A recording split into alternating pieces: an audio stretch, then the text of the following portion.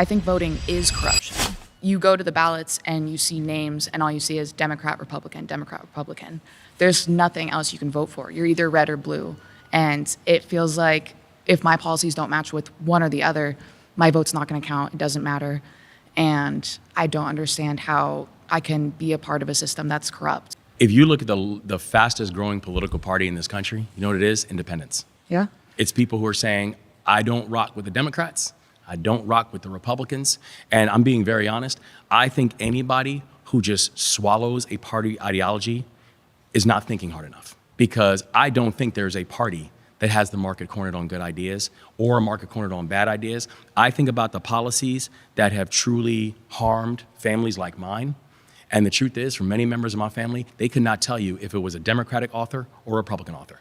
They could just tell you it was a bad policy. So I do think that there has to be a better way and a better system that we have constructed to be able to actually make sure independent voice is seen, and not just in November, because the problem is that less than 10% of these congressional seats are even competitive. And if you look at some of the races that actually work, they're actually races like mayor's races, which are nonpartisan races where people aren't running as a Democrat or Republican. Now, that being said, I still think when people are having these national elections or these statewide elections, it does matter who sits inside these seats. And not because they're a Democrat or a Republican. I don't give a damn about, frankly, the political party, the political infrastructure, because again, the Democratic Party didn't make me. Mm-hmm. And so I don't find some reason or some blinding ideas saying like everything that the Democrats do is right. I don't believe that. Mm-hmm. But what I do know is this, is that the people who sit in these seats, it matters, because it's going to impact my life. It's going to impact my family. It's going to impact my community.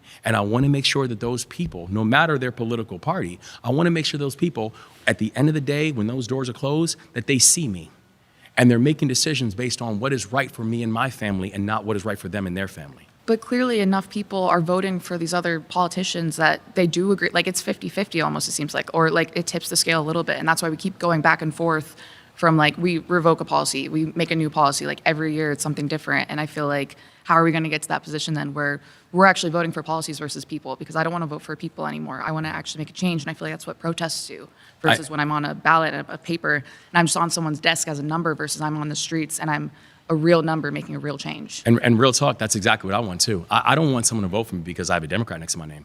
I want someone to vote for me because they feel like my values matches theirs and because I see their family and I want to work on behalf of their family.